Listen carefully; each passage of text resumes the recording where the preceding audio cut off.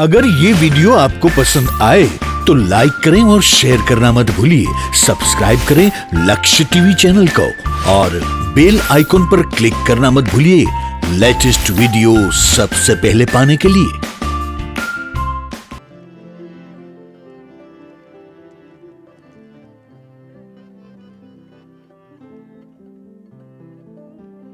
આ તો કથા ચાલુ થઈ ત્યાંથી નકરા ગુલાબ ગુલાબ ગુલાબ.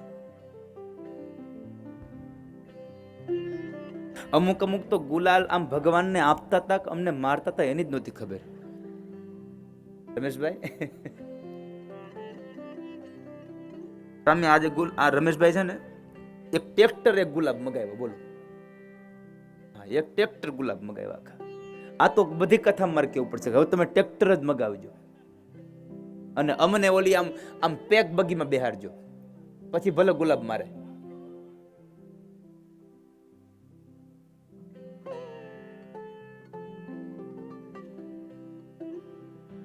તો હું તમને મૂળ વાતે કરતો હતો. પૂજ્ય સ્વામીના આગમન થયું ને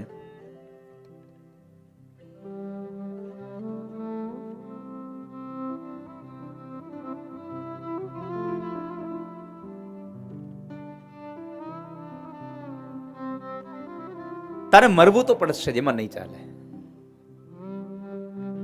પછી તું ગમે તેટલો વિદ્વાન હશ, ગમે તેટલો તું પૈસા વાળો હશ, ગમે તેટલો તું જ્ઞાની હશે, તારી પાસે ગમે તેવી વિદ્યા હશે, પણ મરવું પડશે. અને એ સમયે તું તારી કોઈ આર્ગ્યુમેન્ટ નહીં ચાલે. મૃત્યુની પાસે આપણી કોઈ આર્ગ્યુમેન્ટ ન ચાલે સાહેબ.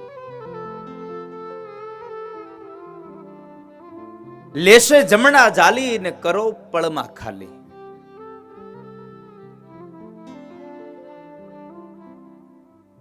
અને પછી કહ્યું, તારું ડાપણ નહીં આવે તારા કામમાં, તારે રેવું ભાડાના મકાનમાં. હો જીવ શાને છે ગુમાનમાં, તારે રેવું ભાડાના મકાનમાં. તારે રેવું ભાડાના મકાન. અને પછી ત્યાં ડાપણ નહીં આવે તારે કઈ કામમાં. એટલે મરવાનું તો બધાને જ, પણ માત્ર ફેર એટલો છે, ભાગવતને સાંભળવાથી માણસના ભય છૂટે. સર્વ સિદ્ધાંત નિષ્પન્નમ સંસાર ભયનાશનમ. સંસાર ભયનાશનમ. સંસારના ભયો છૂટી જાય છે ને એમાં મૂળ વાત, એક મૂળ ભય મૃત્યુના મોઢામાં જવાનો જે ત્રાસ છે, અંતિમ વેદના જે થાય, અંતિમ સમયે જે વેદના થાય છે, અંત સમયની જે વેદના છે. ઘણા લોકો હમણાં મેં એક પ્રવચનમાં સાંભળ્યું, એમ કહેતો કે મરવાની વેદના કોને છે? તો આવી બધી વાતો કરે છે મરવાની વેદનાની. હવે તમે તો મર્યા જ નથી તો તમને વેદનાની કેમ ખબર પડે? પણ જે મર્યા છે એને કોક દીક જોયા છે, છેલ્લે છેલ્લે કેટલી રાડું પાડતા હોય છે. મારા દીકરાને બોલાવો, મારા પત્નીને બોલાવો, મારા આને બોલાવો, મને આમ લઈ જાઓ, મને તેમ લઈ જાઓ. આ વેદના નહીં તો શું છે? આ વેદનાઓમાંથી છોડાવશે. એટલે કહ્યું, કાલ વ્યાલ મુખગ્રાસ ત્રાસ નિર્ણાશ હે તવે, શ્રીમદ ભાગવતમ શાસ્ત્રમ કલો કિરેણ ભાષિતમ. તમને કાળના મુખમાં જવાની જે વેદના છે એ વેદનામાંથી તમને છોડાવશે. એટલા માટે આ ભાગવત ઉત્તમ છે. પુરાણેષુ ચ સર્વેષુ શ્રીમદ ભાગવતમ પરમ. કારણ યત્ર પ્રતિપદમ વિષ્ણુર ગીયતે બહુધર્ષિભિ. ઋષિમુનિઓ જેના ગુણાનુવાદ સદૈવને માટે શ્લોકોની અંદર ગાતા રહ્યા છે, એવું આ ભાગવત. અને આ ભાગવત તો શૌનક દેવર્ષિ નારદે સાંભળ્યું છે. બાપજી, દેવર્ષિ નારદે આ કથા સાંભળી છે. શા માટે? નારદને એવી કઈ જરૂર પડી કે એને ભાગવતની કથા સાંભળવી પડી? પહેલી વાત તો એ છે કે નારદની સ્થિતિ ક્યાંય સ્થિર નથી.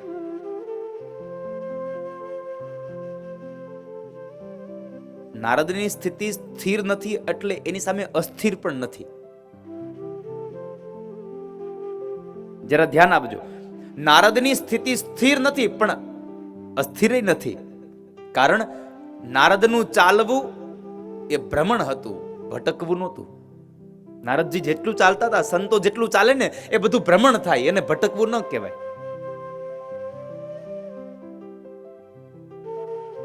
સામાન્ય જીવ કદાચ આમ દોડતો જાય, ચાલતો જાય તો એ ભટકો કહેવાય. પણ સંતો જેટલું ચાલે, મહાપુરુષો જેટલું ચાલે એને ભટકવું નહીં, એને ભ્રમણ કહેવાય છે. બાપજી, પેલા તો અમને એ બતાવો કે આ નારદે શું કામ કથા સાંભળી, એને કઈ જરૂર પડી? અજગર કરે ન ચાકરી, પંછી કરે ન કામ. અજગર કોઈની ચાકરી ન કરે, પંછી કોઈ દી કોઈનું કામ ન કરે, પણ આ નારદે કથા શું કામ સાંભળી?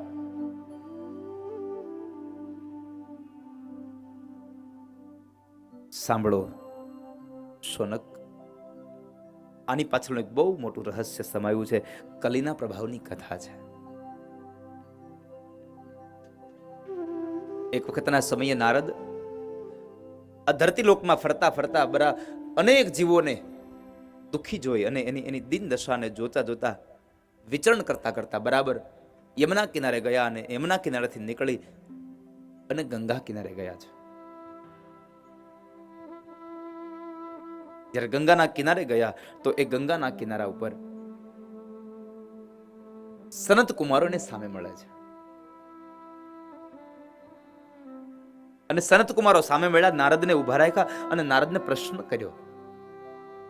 કારણ કે નારદનું મુખારવિંદ જોયું, ચહેરો જોયો, તો એ ચહેરાને જોઈ અને સનત કુમારો પ્રશ્ન કરે છે. કથમ બ્રહ્મદીન મુખ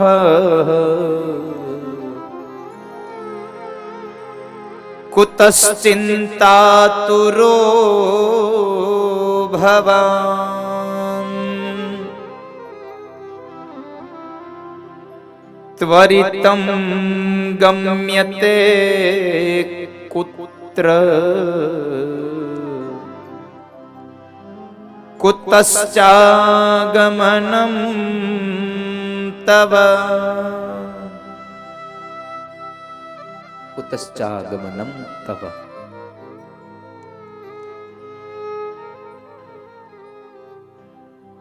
નારદ, શું થયું તમને? આજ તમારું આ મોઢું ગરીબડું કેમ લાગે છે? કથમ બ્રહ્મદીન મુખ કુતશ્ચિંતાતુરો ભવાન. શાની ચિંતા કરો છો તમે? અને હરિનો દાસ કોઈ દી ઉદાસ ન હોઈ શકે. બહુ સુંદર વાક્ય અહીંયા કહ્યું છે.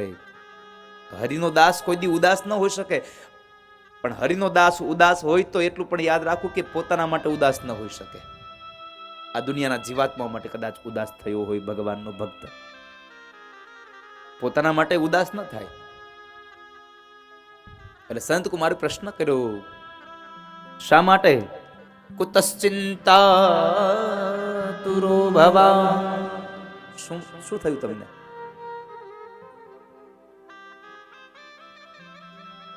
તમારી આ ચિંતાનું મૂળ કારણ શું છે? અમને કઈ બતાવો.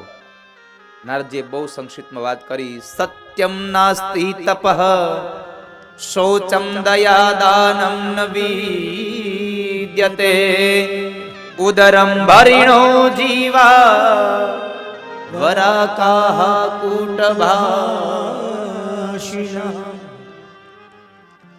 સત્યમ નાસ્તિ તપઃ.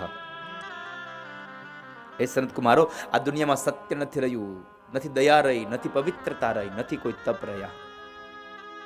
આ દુનિયામાં તો ઉદરમ ભરીણો જીવા વરાકાહ કૂટભાષિણઃ. આ દુનિયામાં જૂઠું બોલનારા લોકો રહ્યા છે, પેટ ભરવા માટે મીઠું બોલનારા રહ્યા છે, બાકી તો કૂટભાષિણ જ રહ્યા છે. ઉદરમ ભરીણો જીવા વરાકાહ કૂટભાષિણ. અરે પણ નારદ, થયું છે શું? મૂળ એ વાત કરો ને તમે. આ સત્ય, દયા, તપ अगर ये वीडियो आपको पसंद आया हो तो लाइक करें और शेयर करना मत भूलिए। सब्सक्राइब करें लक्ष्य टीवी चैनल को और बेल आइकॉन पर क्लिक करना मत भूलिए लेटेस्ट वीडियो सबसे पहले पाने के लिए। નારદ કહે છે આ દુનિયામાં લોકો આળસુ થયા છે. આ દુનિયાના લોકો તમે જુઓ તો ખબર પડશે આ લોકો આ દુનિયાના લોકો કામી બન્યા છે, ક્રોધી બન્યા છે.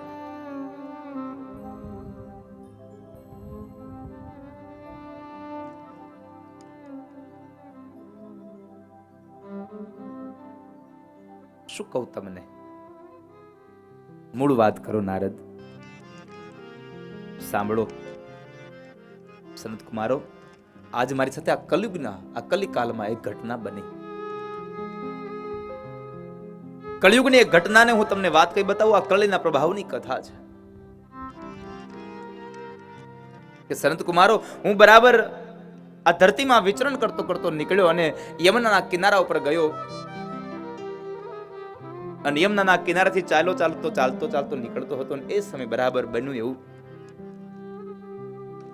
એક યુવાન સ્ત્રી રડે છે. બે વૃદ્ધ પુરુષોના મસ્તક પોતાની ગોદમાં છે અને એ રડતી હતી. હું ત્યાંથી પસાર થયો અને પેલી યુવાન સ્ત્રીએ બે હાથ જોડી અને મને પ્રાર્થના કરી, ભો ભો સાધો ક્ષણમ તિષ્ઠ મત ચિંતામપી નાશય. એ સાધુ તમે ઉભા રહો. ભો ભો સાધો ક્ષણમ તિષ્ઠ, એક ક્ષણ માટે રોકાઈ જાઓ અને મારી ચિંતાને દૂર કરો. મત ચિંતામપી નાશય, મારી ચિંતાને તમે નાશ કરો.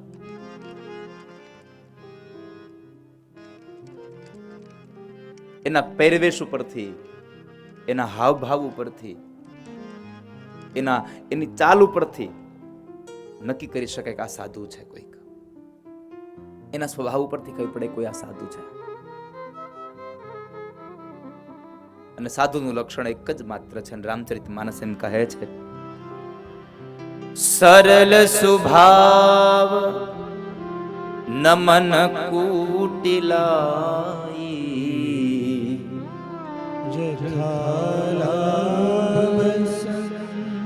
તોષ સદાઈ. સરલ મન કુટિલાય, સરળ સ્વભાવ નમન કુટિલાય. જેનો સ્વભાવ સરળ છે, જેના મનમાં કોઈ કટુતા નથી, એ સાધુ છે. આનું હંમેશા કહેતો રહ્યો છું કે તમે તમારા કપડાથી, તમારા પહેરવેશથી તમે સાધુ ન બની શકો ને તો એનો રંજ ન રાખો. જવા દો એ વાતને કે હું કપડાથી સાધુ નથી થઈ શકો, પહેરવેશથી સાધુ ન બની શકો તો કાંઈ નહીં, પણ તમે સ્વભાવના સાધુ થવાનું ભૂલી ન જતા. આ વાત યાદ રાખજો. તમે સ્વભાવના સાધુ બનજો. સ્વામી ઘણી વખત પોતાની કથાઓમાં કહે છે કે ભગવા કપડા પહેરવા એ જ સાધુ નથી, ક્યારેક ક્યારેક ધોળા કપડામાં સાધુ પણ હોય છે, કારણ કે એનો સ્વભાવ સાધુ જેવો હોય છે. કોઈકના દુઃખને જોવે અને પોતાનું મન જ્યારે દુભાઈ જાય તો સમજવું કે આ સાધુ છે સંસારનો. બાકી ભગવા કપડા પહેર્યા પછી સંપદાઓ થઈ જાય અને છતાં પણ કોઈ દુખી આવ્યો ને એની સામું ન જોવાય, એ સાધુ નથી સાહેબ.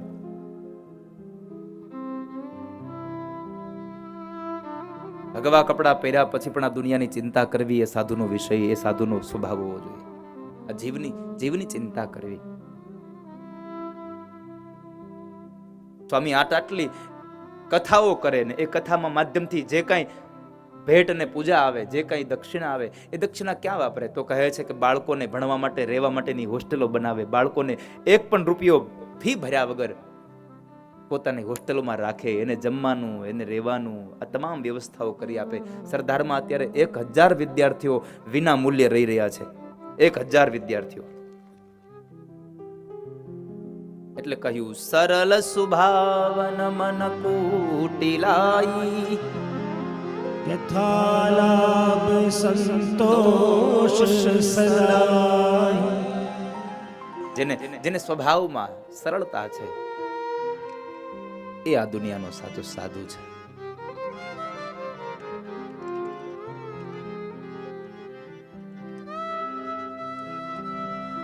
દેવર્ષિ નારદના પગ સ્તંભી ગયા, કારણ કે એક સ્ત્રીએ પ્રાર્થના કરી, ભો ભો સાધો ક્ષણમ તિષ્ઠ મત ચિંતામપી નાશય.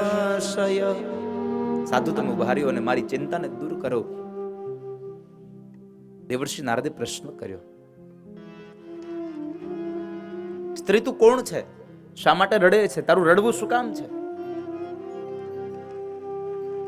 મહારાજ, મારું નામ ભક્તિ છે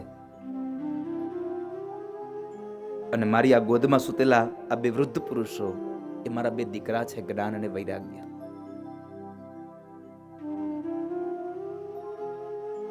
આ મારા બે દીકરા છે, જ્ઞાન અને વૈરાગ્ય.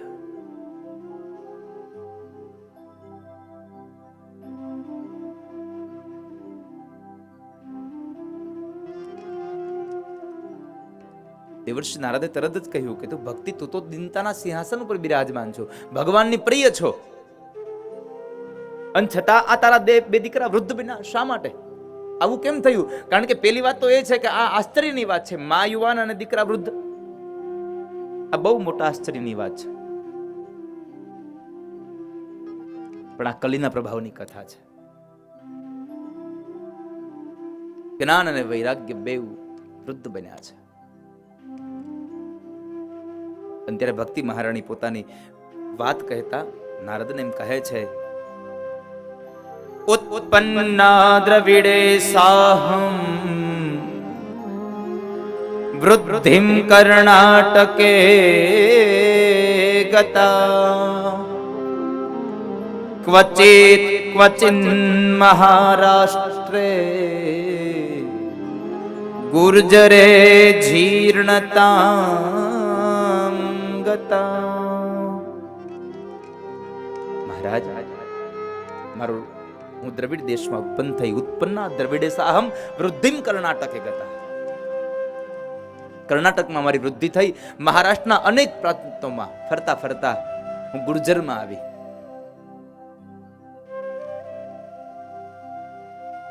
અને ગુર્જરમાં હું જીર્ણ થઈ. ઘણી જગ્યાએ સાંભળ્યું છે કે ગુર્જર એટલે ગુજરાત, પણ સ્વામી નથી લાગતું ગુજરાતમાં ભક્તિ કોઈ દી ગરડી થઈ શકે. સ્વામી, કારણ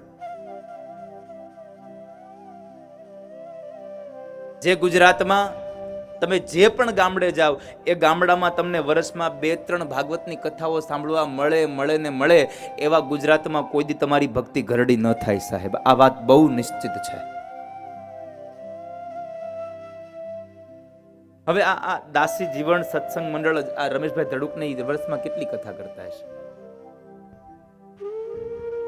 કેટલી કથાઓ કરે વર્ષમાં? હમણાં આપણે એક સુરતમાં કથા કરી, પછી જામકંડોરણા કરી ને બેન, અને વળી પાછી અહીંયા હજી આના પછીનું કઈક પાછું ઊભું તો હશે જ, નવું. ક્યાં ઊભી રાખી છે હજી? કઈ જગ્યાએ? હા લ્યો, ડિસેમ્બરમાં વળી પાછી રાજકોટ અહીં પગડે ઘા છે લ્યો. એટલે આ મારો મૂળ કહેવાનો ભાવાર્થ છે કે જ્યાં સુધી આવી ભાગવતની કથાઓ થાય છે, જ્યાં સુધી ભગવત સ્મરણની ગાથાઓ ચાલે છે, એવા ક્ષેત્રોમાં ભક્તિ ગરડી ન થાય. પણ એમ કહ્યું છે, ગુર્જરે જીર્ણતામ ગતા. ગુર્જર એટલે પંજાબનું એક ક્ષેત્ર છે. પંજાબના એક ક્ષેત્રમાં ભક્તિ એમ કહે છે કે હું ગરડી થઈ,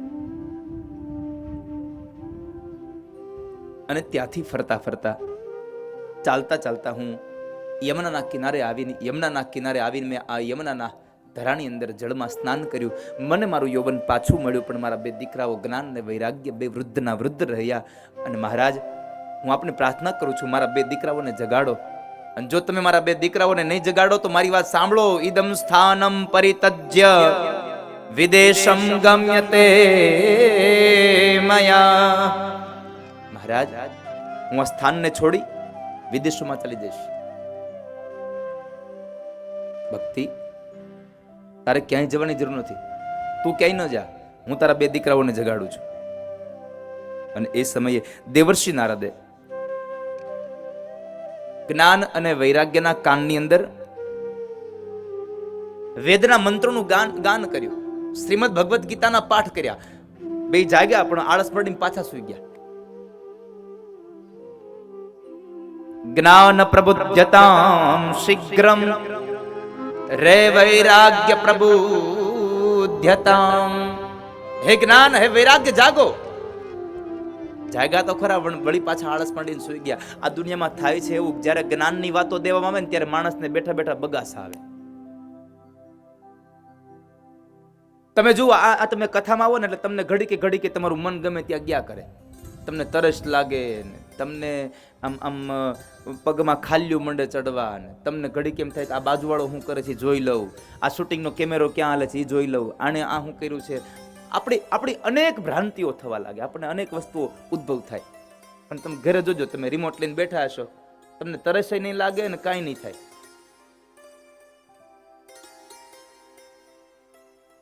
કથામાં આવો એટલે તમને આવું થાય. શું કામે? હંસલો હરિભજનનો આળસુ ને ભોજનમાં હોશિયાર.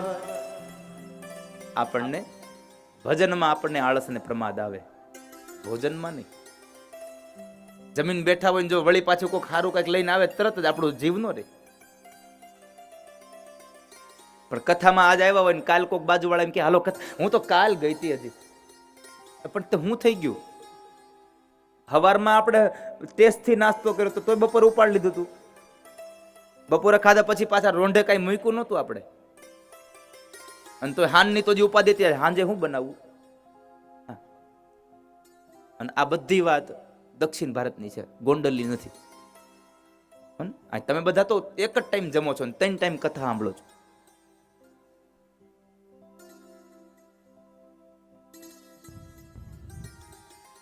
અહીંયા જ્ઞાન અને વૈરાગ્ય પાછા સુઈ ગયા છે. અને ભક્તિ એમ કહે છે, ઇદમ સ્થાનમ પરિતજ્ય વિદેશમ ગમ્યતે મયા. મહારાજ, મારા 2 દીકરાઓને જગાડો, નહીં હું આ સ્થાન છોડીને ચાલી જઈશ. હવે અહીંયા નારદજી મૂંઝાણા, હવે શું કરું? જેના કાનની અંદર વેદ મંત્રોને ગાયા, ગીતાજીના પાઠ કર્યા, અને ઈ ન જાગે તો હવે મારે કરવું શું? અને નારદજીને ખૂબ ચિંતા થઈ. ત્યારે આકાશવાણીના શબ્દો થયા, આકાશવાણી થઈ અને કહ્યું, એતદર્થમ તુ સત્કર્મ સુરશે ત્વમ સમાચર. આકાશવાણી થઈ કહ્યું કે હે નારદ, તમે સત્કર્મ કરો. હવે વિચાર આવ્યો, ભગવદ્ ગીતાના પાઠ કર્યા, વેદના મંત્ર ગાયા, એને જો સત્કર્મ ન કહેવાય, સત્કર્મ કહેવાય કોને? બહુ મોટો પ્રશ્ન છે.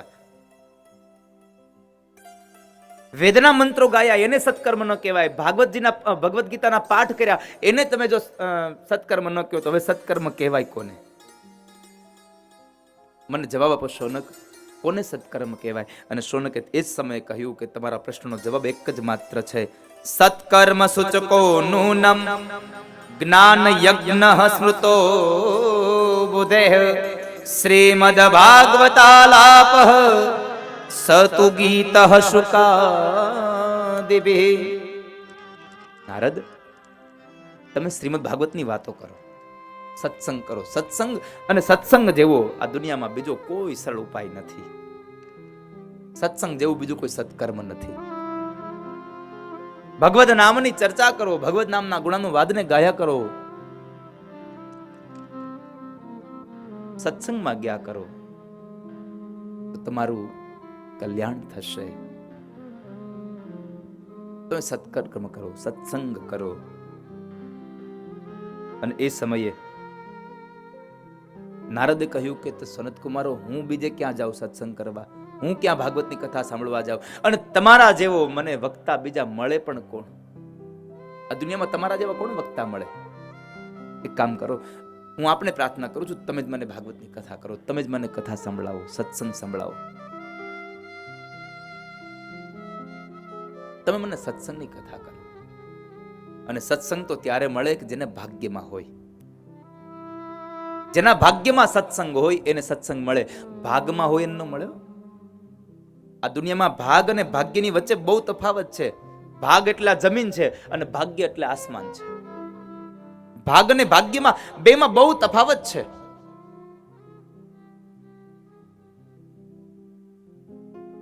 આપણે ભાગ હાટું દોડતા હોય છે, ભાગ્ય માટે નથી દોડતા કોઈ દિવસ. પણ તમને ભાગ અને ભાગ્યની એક વાત કહું તો, તમારા ભાગમાં આવી જાય.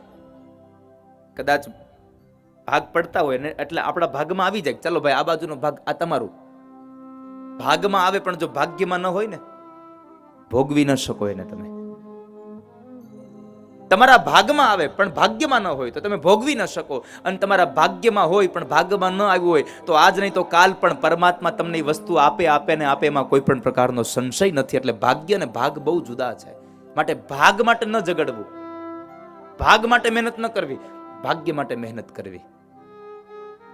ભાગ્યને પ્રબળ બનાવો.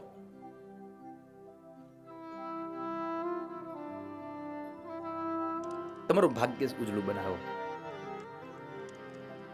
હું ક્યાં જાઉં ભાગ આ સત્સંગને સાંભળવા, તમે મને સત્સંગ સંભળાવો. અને એ સમયે ભાગ્યોદયથી જ સત્સંગ થાય છે. ભાગ્યમાં હોય, ભાગ્યનો ઉદય થાય તો સત્સંગ મળે. એટલે કહ્યું અહીંયા ભગવાન વેદવ્યાસે ભાગવતનું મહાત્મ્યમાં ગાયું છે, ભાગ્યોદયેન બહુ જન્મ સમર્જિતેન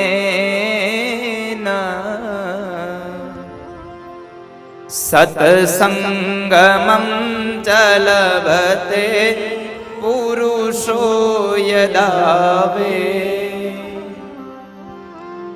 અજ્ઞાન હેતુ કૃતમો અંધકાર નાશમ વિધાય તદો દયતે વિવેક ભાગ્યોદયેન બહુ જન્મ સમર્જિતેન. જેના ભાગ્યમાં હોય એને સત્સંગ મળે. અને સત્સંગથી શું થશે તો કહે છે અજ્ઞાન હેતુકૃત મોહ મદાંધકાર નાશમ. અજ્ઞાન, મોહ, આ તમામ પ્રકારના જે આપણે અંદર રહેલા જે શત્રુઓ છે, આપણા મૂળ, આ તમામ શત્રુઓનો નાશ થશે આ ભાગવતથી, જ્ઞાનથી. મેં હમણાં કહ્યું એમ એક ઓરડાની અંદર એક દીવો પ્રગટાવો અને તમામ અંધકાર નાશ પામે, એમ એક જ્ઞાન રૂપી દીપ પ્રગટે એટલે અજ્ઞાન રૂપી અંધકારનો નાશ થાય ને થાય, એમાં સંશય જ નથી. જો જ્ઞાન પ્રગટે તો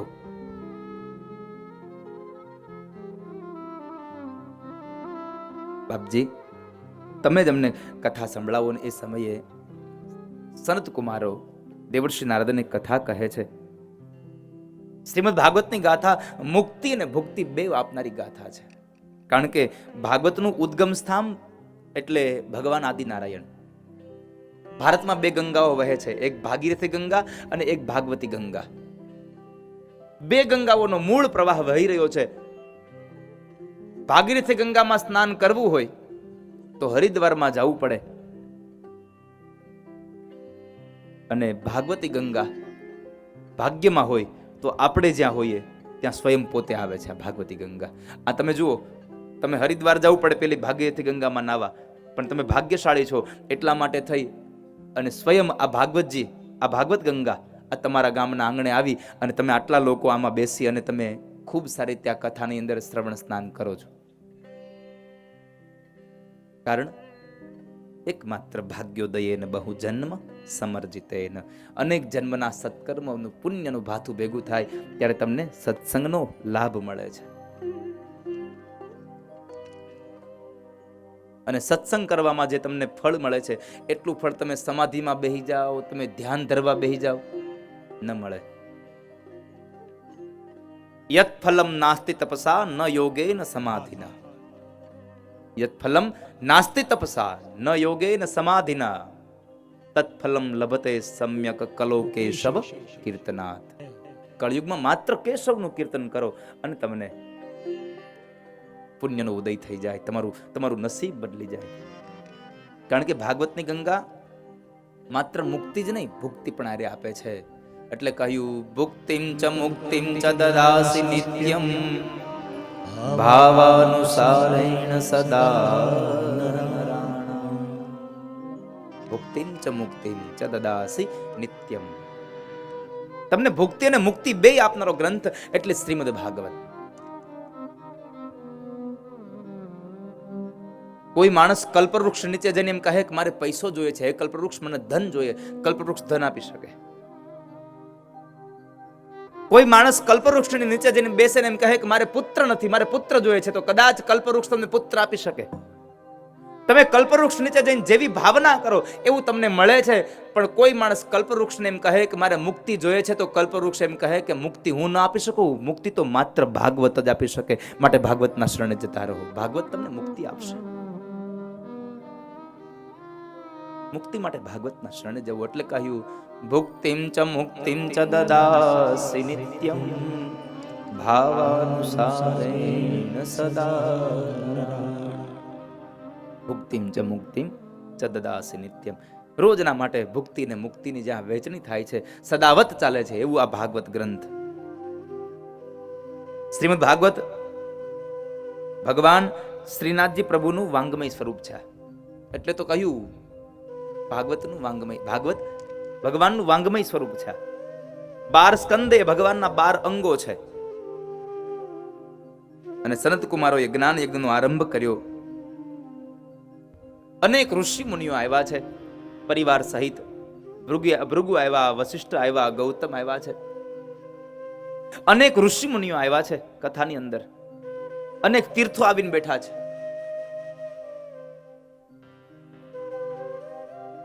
મેં આ વાત વારંવાર કરી છે, ફરી વાર આજે ગોંડલના આંગણે કહું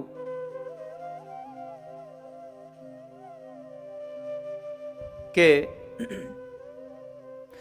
તમે કદાચ તીર્થમાં જવાની ટિકિટ તમારી આવી ગઈ હોય, તમારે યાત્રા કરવા જવાની ટિકિટ આવી ગઈ હોય, અને તમારા ગામની અંદર તમારી નજીકમાં જો ભાગવતની કથા બેસતી હોય ને, તો તમે યાત્રામાં જવાની ટિકિટ કેન્સલ કરાવીને તમે ભાગવતની કથામાં જવાનું પસંદ કરજો.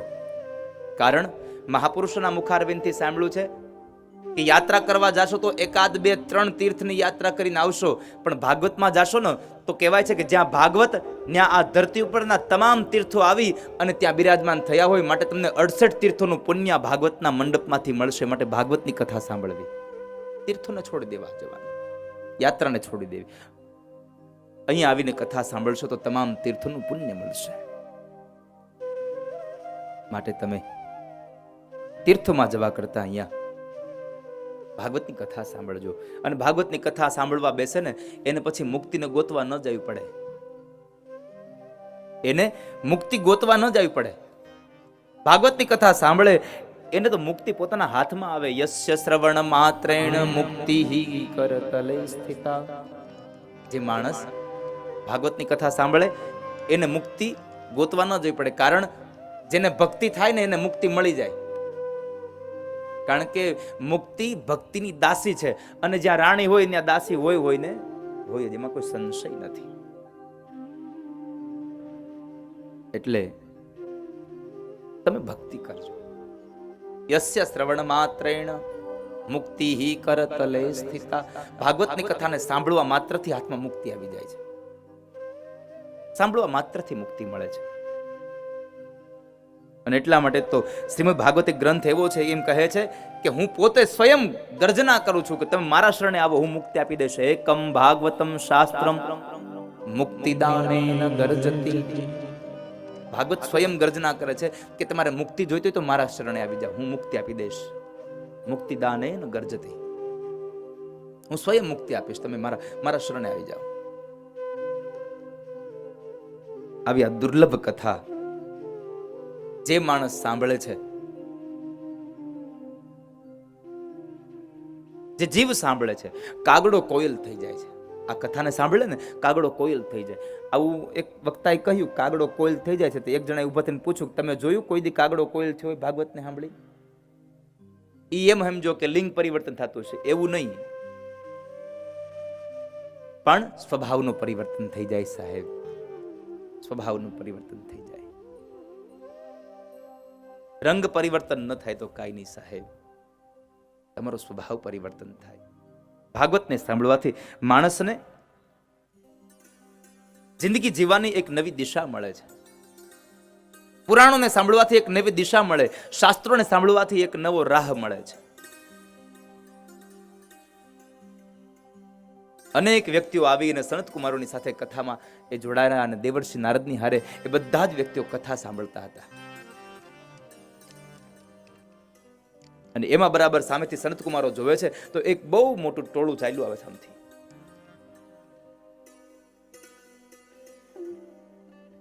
અને એ ટોળું શું કામ આવે છે? તો એનું એકમાત્ર કારણ હતું કે ગંગાના કિનારે દેવર્ષિ નારદ અને સનત કુમારોની વચ્ચે સત્સંગનો પ્રવાહ શરૂ થયો અને એ ભાગવતના સત્સંગ રૂપી શબ્દો યમુનાના કિનારે જ્ઞાન અને વૈરાગ્યના કાનમાં પડ્યા ને તો જ્ઞાન અને વૈરાગ્ય એ સત્સંગ અને ભાગવતના શબ્દોને લઈ અને વળી પાછા ઊભા થયા, જાગૃત થયા અને એને પણ પોતાનું યૌવન પાછું મળ્યું છે. અને એ સમયે ભક્તિ પોતાના દીકરાઓને લઈ અને જ્યાં કથા થાય છે ત્યાં ચાલી જાય છે. એટલે કહ્યું ભક્તિ સુતો તરુણો ગૃહીત્વા પ્રેમે કરૂપા સહસા વિરાસી. ભક્તિ સુતો તરુણો ગૃહીત્વા, ભક્તિ પોતાના બાળકોને લઈને જાય છે, પોતાના દીકરાઓને. પણ દીકરા કેવા? તો કહે છે તરુણ અવસ્થાના, વૃદ્ધ થયા હતા એમાંથી તરુણ બન્યા. ભક્તિ સુતો તરુણો ગૃહીત્વા પ્રેમે કરૂપા સહસા વિરાસી. અને એ ભક્તિ જ્યારે જાય છે ને પોતાના દીકરાઓને લઈ, અનેક વ્યક્તિઓ અનેક તીર્થોને લઈને જાય છે સાથે, ત્યારે મૂંગા મોઢે ન જતી. અહીંયાથી બહુ સુંદર વાક્ય કહ્યું છે ભાગવતમાં કે તમે જ્યારે કથા સાંભળવા જાઓ ત્યારે અને કથા સાંભળીને આવો ને ત્યારે બે વસ્તુ કરવી. જાઓ ત્યારે પણ ભગવાનનું નામ લેતું જવું અને આવો ત્યારે પણ ભગવાનનું નામ લેતું આવવું. પછી એમ ન કેવું મેં બાજુવાળાને કીધું પણ આવી નહીં નામ ને તેમને, આ ન કરવું. અહીંયા ભક્તિ મહારાણીનું માટે કહ્યું ભક્તિ સુતો તરુણો ગૃહીત્વા પ્રેમે કરૂપા સહસા વિરાસી. શ્રી કૃષ્ણ ગોવિંદ હરે મુરારે નાથે તે નામાની મુહુર્વદંતી.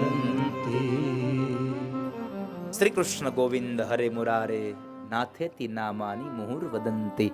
મોઢામાંથી શ્રી કૃષ્ણ ગોવિંદ હરે મુરારે, શ્રી કૃષ્ણ ગોવિંદ હરે મુરારે એનું ગાન કરતા કરતા જ્ઞાન, વૈરાગ્ય, ભક્તિ અને અન્ય તીર્થના દેવતાઓ જે જગ્યાએ ભાગવતની કથા થતી હતી ત્યાં આગળ આવીને બિરાજમાન થયા. કારણ જ્યાં ભાગવત ત્યાં ભક્તિ અને જ્યાં ભક્તિ ત્યાં ભગવાન.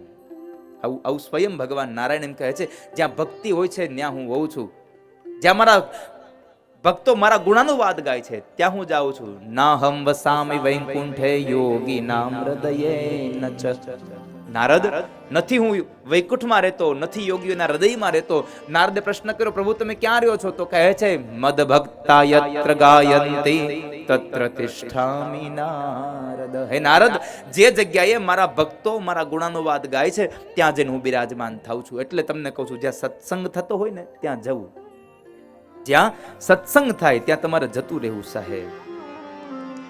અને સત્સંગમાં જવાથી બહુ મોટા ફાયદા છે. સત્સંગમાં જશો તો બહુ મોટા ફાયદા છે. કેટલી આપણી મનની જેટલી કઈ વિટંબણાઓ છે, વિટંબણાઓમાંથી આપણે દૂર થઈ જશું. એટલે કહેવું ગમે છે जहां सत्संग होता है वहां पे नित्य जाओ तुम, वहां पे नित्य जाओ तुम. जहां सत्संग होता है वहाँ पे नित्य जाओ तुम, वहाँ पे नित्य जाओ तुम. जहाँ सत्संग होता है वहाँ पे नित्य जाओ तुम, वहाँ पे नित्य जाओ तुम.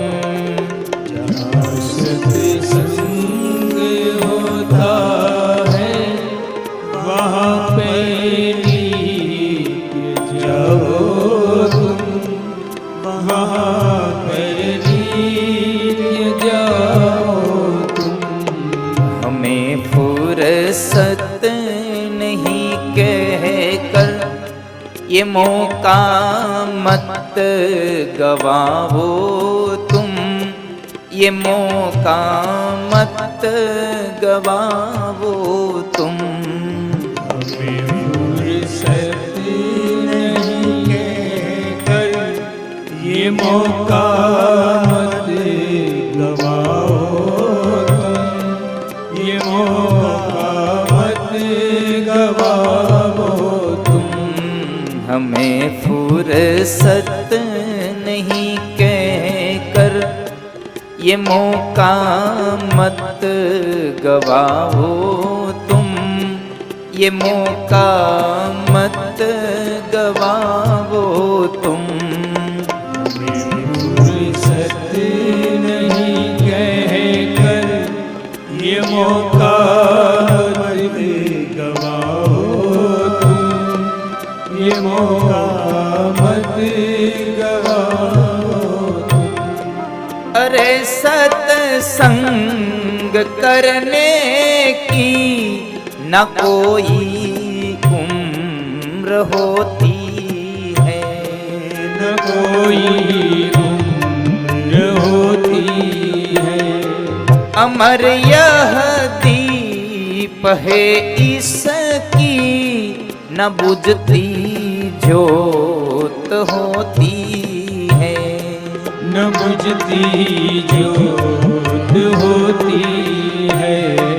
इसी ज्योति में जीवन की सदा ज्योति जलाओ तुम, ये मौका मत गवाओ तुम। महे फुर्सत नहीं कहकर ये मौका मत गवाओ तुम, ये मौका मत गवाओ तुम। जहाँ सत्संग होता है वहाँ पे नित्य जाओ तुम, वहाँ पे नित्य जाओ तुम।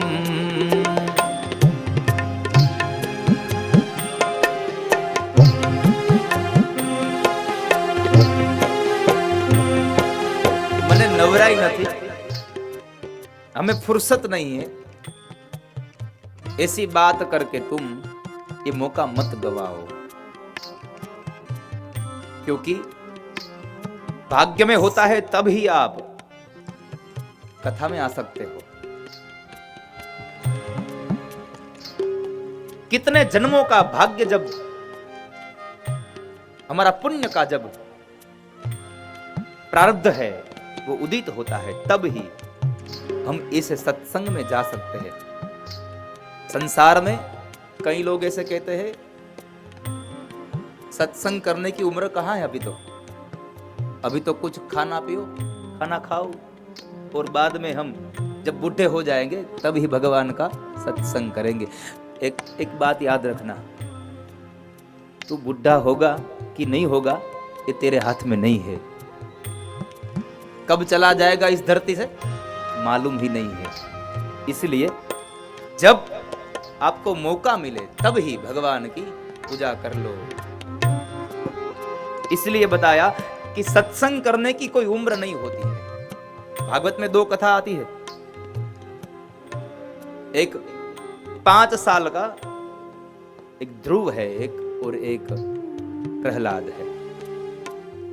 छोटी उम्र में ही भगवान को अपना बना लिया। लेकिन एक बात याद रखना, भगवान को अपना बनाना है तो पहले वादा करना, पहले वादा करो कि भगवान प्रभु हम तुम्हारे हैं।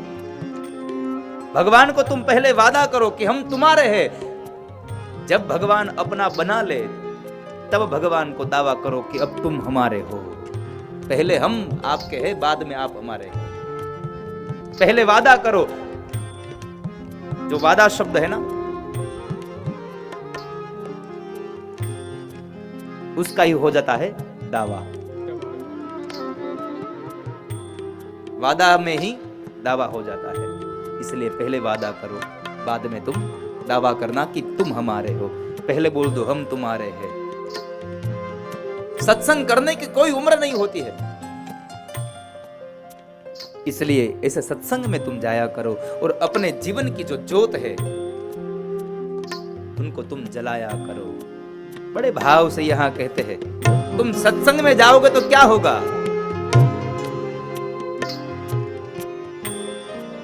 जरा अनुभव तो कर देखो कि क्या बदलाव आता है। क्या बदलाव आता है। स्वामी પેલા એવું હતું હિન્દીમાં કથા કરવાનું શું થાય? રમેશભાઈ પેલા હું કથા કરવામાં ઓલી તિહારમાં ગયો, હું તિહાર ખબર ને તમને, હમણાં તિહાર ગયો તો.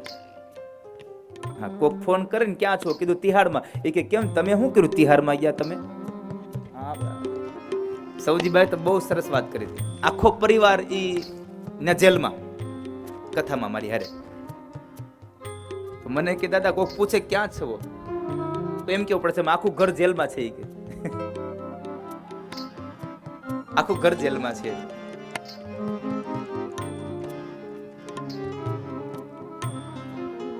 પણ તિહાડની જેલમાં અંધકાર से प्रकाश की ओर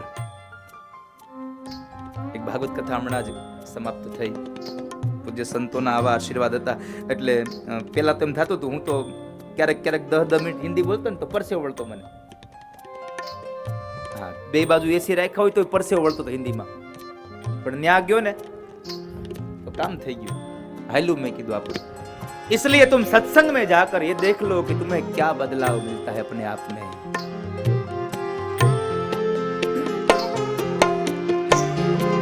जरा अनुभव तो कर देखो कि क्या बदलाव आता है. कि क्या बदलाव आता है. कपट सब दूर होते हैं, हृदय निर्मल हो जाता है.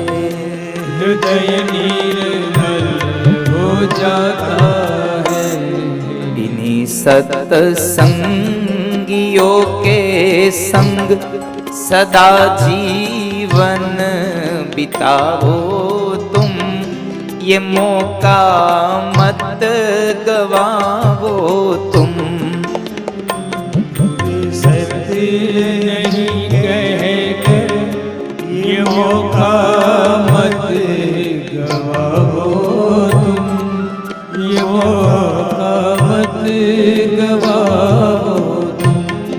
जहाँ सत्संग होता है वहाँ पे नित्य जाओ तुम, वहाँ पे नित्य जाओ तुम. जहाँ सत्संग होता है वहाँ पे नित्य जाओ तुम, वहाँ पे नित्य जाओ तुम. हमें फुर्सत नहीं कहकर ये मौका मत गवाओ तुम, ये मौका मत गवाओ तुम.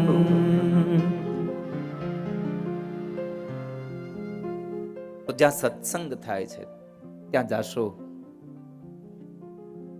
तो કહ્યું કપટ સબ દૂર હોતે હૈ और હૃદય નિર્મલ हो जाता है. અહીંયાથી કપટ છૂટી જાય છે, કારણ કે અહીંયા પુરાણોની એવી વાતો લખી છે, સત્ય કથાઓ કે જેને સાંભળીએ એટલે આપણા જીવનમાં કંઈક અંશે બદલાવ આવે. સત્સંગીઓના સંગમાં રહેશો ને તો પણ જીવન ધન્ય બની જશે. અને એ સમયે સૂત નામના મહાપુરાણી શૌનકને એમ કહે છે કે ભાગવતની કથાથી માણસના પાપ છૂટી જાય છે. સત્સંગમાં જવાથી માણસના પાપ છૂટી જાય છે. અને શૌનકે પ્રશ્ન કર્યો પાછો. અત્ર તે કીર્તયિષ્યા ઇતિહાસં પુરાતનમ યસ્ય શ્રવણ માત્રેણ પાપહાનિ પ્રજાયતે. મહારાજ, તમે એમ કહો છો કે ભાગવતની કથાને, સત્સંગને સાંભળવાથી પાપ છૂટી જાય છે, તો તમારી પાસે એવી કોઈ ગાથા ખરી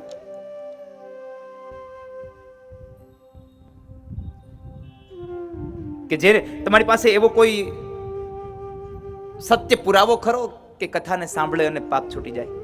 હા, કથાને સાંભળીને પાપ છૂટી જાય છે. મર્યા પછી પણ માણસને મુક્તિ આપે છે ભાગવતની કથા. હવે વિચાર કરો, મહાપુરુષ એમ કહે છે કે મર્યા પછી પણ ભાગવતની કથા મુક્તિ આપનારી છે.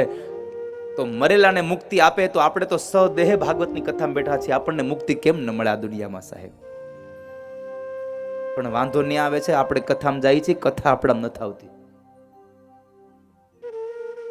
આપણે કથામાં જઈએ છીએ, કથા આપણામાં નથી આવતી. મર્યા પછી પણ મુક્તિ મળી એવી કથા એટલે તુંગભદ્રા નદીના કિનારે આત્મદેવ નામનો બ્રાહ્મણ, ધુંધુલી નામની એની પત્ની, ધુંધુકારી એનો દીકરો મર્યા પછી પ્રેત બન્યો અને ગોકર્ણ મહારાજ જેવા જ્ઞાનીએ ગયાજીમાં જઈને શ્રાદ્ધ કર્યું અને એને મોક્ષ ન મળ્યો. તો શું થયું? મર્યા પછી પ્રેત બન્યો, મોક્ષ ન મળ્યો અને એને ગોકર્ણ મહારાજે ભાગવતની કથા સંભળાવી અને અંતે પ્રેતને મુક્તિ અપાવી. એની પુણ્ય ગાથા હું તમને આવતીકાલ કરીશ, કારણ કે આજે સમય આપણી પાસે બહુ ઓછો હતો, એટલે હું આજે આપણી કથા 9:30 ચાલુ થઈ, પણ આવતીકાલની કથા 8:30 વાગે ચાલુ થશે. કેટલા વાગે? 8:30 વાગે આવી જજો વેલા. હમણાં 6 દિવસ છે ને, તમારે વેલા રસોઈ કરી લેવાની છે. કામ ધંધા વાળાને કહી દેવું થોડાક વેલા આવજો, નકર ટાઢી ખાવી પડશે.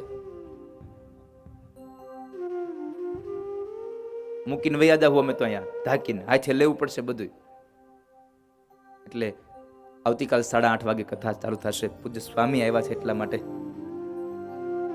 મેં કથા વેલી બંધ કરી છો, અને હું ન ઉતરું ત્યાં સુધી ઉતરાય, અહીંથી કોઈને ઊભું ન થવાય. આવો ભાગવતનો એક નિયમ છે, જ્યાં સુધી વક્તા ન ઉતરે વ્યાસપીઠથી ત્યાં સુધી તમારે શ્રોતાઓએ પોતાનું સ્થાન ન છોડવું. પણ 2 મિનિટ માટે આવો ભાવ છે, ગાઈએ.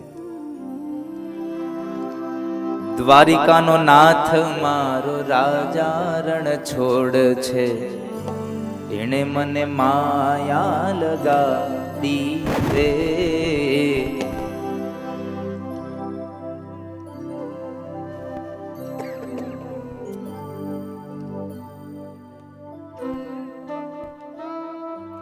દ્વારિકાનો નાથ મારો રાજા રણ છોડ છે, એણે મને માયા લગાડી રે. દ્વારિકાનો નાથ મારો રાજા રણ છોડ છે, એણે મને માયા લગાડી રે. તમે મને માયા લગાડી મારા વાલા, તમે મને માયા લગાડી મારા વાલા. તમે મને માયા લગાડી મારા વાલા. તમે મને માયા લગાડી મારા વાલા. એણે મને માયા લગાડી રે. એણે મને માયા લગાડી રે. એણે મને માયા લગાડી રે. એણે મને માયા લગાડી રે. ગાયોનો ગોવાળ મારો રાજા રણ છોડ છે, એણે મને માયા લગાડી રે. ગાયોનો ગોવાળ મારો રાજા રણ છોડ છે, એણે મને માયા લગાડી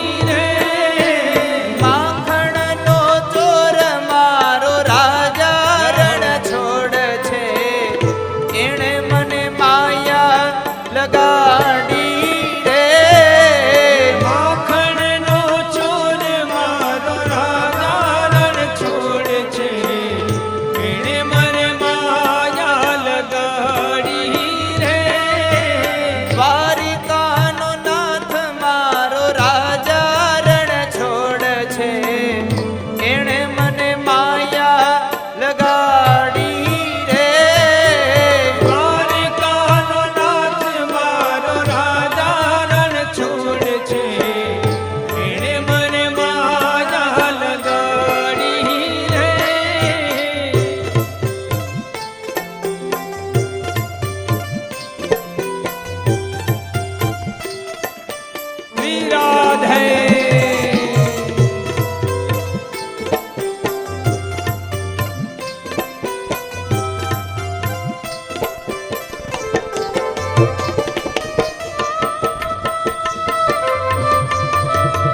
હરિ બોલ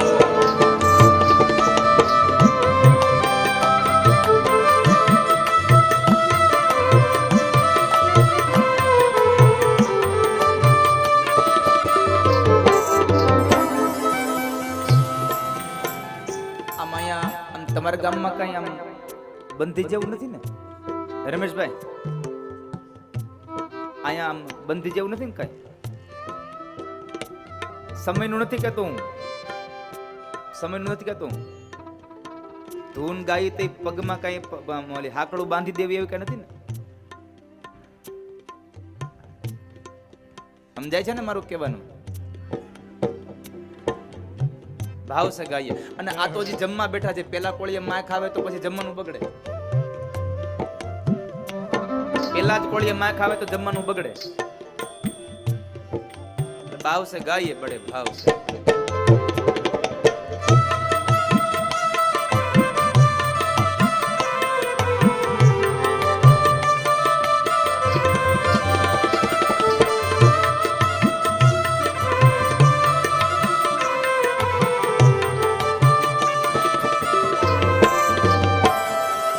તમે મને માયા લગાડી મારા વાલા, મને માયા લગાડી મારા વાલા તમે મને માયા લગાડી મારા વાલા, મને માયા લગાડી મારા વાલા એણે મને માયા લગાડી રે, એને મને માયા લગાડી રે સામે મને માયા લગાડી રે, શામે મને માયા લગાડી રે રાધાનો શ્યામ મારો રાજા રણ છોડ છે, એણે મને માયા લગાડી રે, રાધાનો શ્યામ મારો રાજા રણ છોડ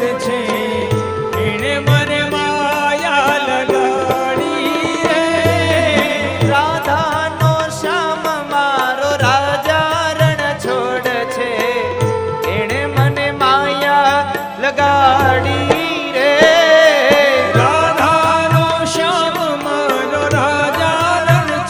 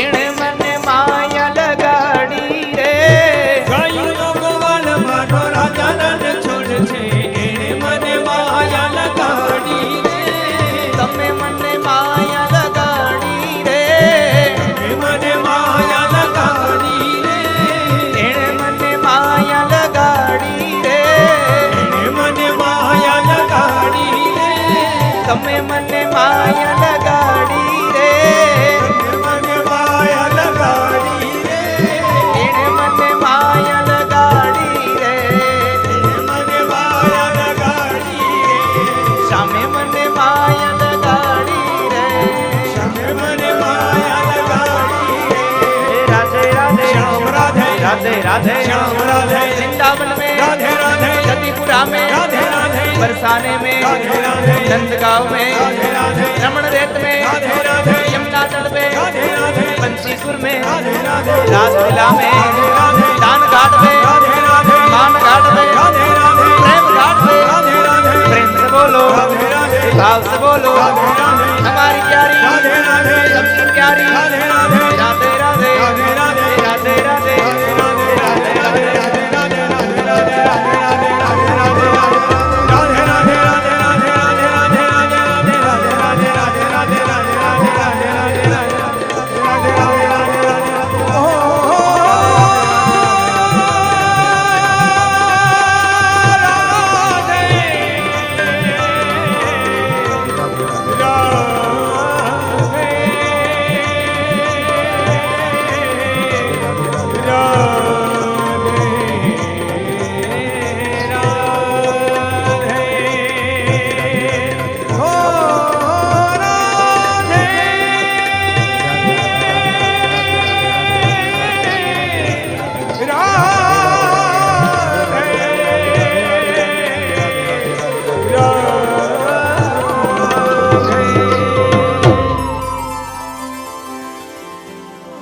દ્વારિકાનો નાથ મારો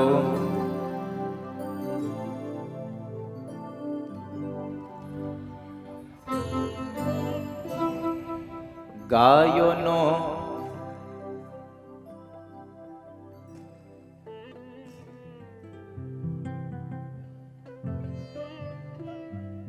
સુદામાનો